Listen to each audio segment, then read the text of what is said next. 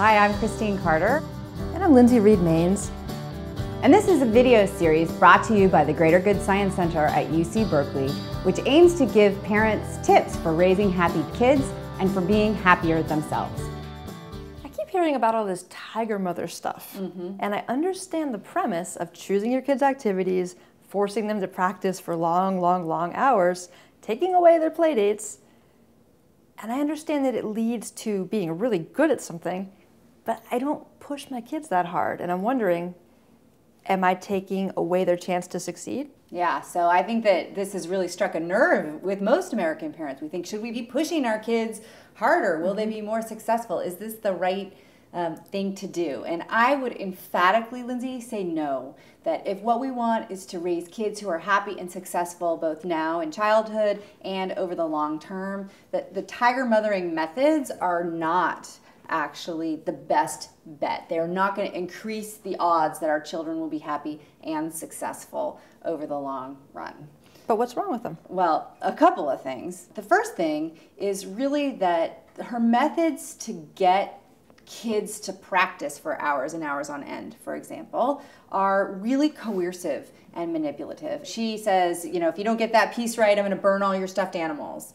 Or you're not going to have another birthday party for as long as you live, kind of thing. So making those threats, you can get kids to do stuff, but it breaks their really fragile internal, intrinsic drive to do something. So we really want our kids to be in touch with what motivates them, not necessarily us, to be in touch with their passions in life. So it sounds like who kids are winds up mattering more than what they achieve.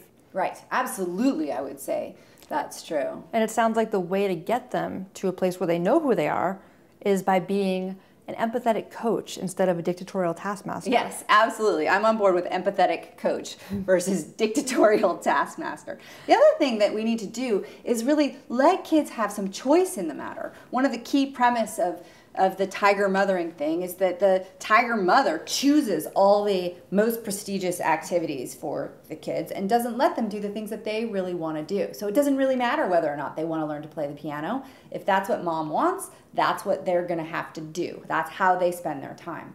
And the problem I see with that is, once again, we want kids to be in touch with who they are and what they want in life and what is going to really motivate them, what makes them happy in life. Well, Christine, I'm all about my kids' happiness, but I have to wonder, am I hurting their long-term chance of success by prioritizing their happiness? No, not at all. I think that is a really great question. It's a concern that many people have. Are we sacrificing success for happiness? In fact, this was once termed, is this happy but crappy? And I don't think that it is at all, actually. What we know from the research is that positive emotions like happiness or gratitude or optimism, these are things that are very functional for our kids. They are actually going to increase the odds that they fulfill their potential in life, that they are successful in their endeavors.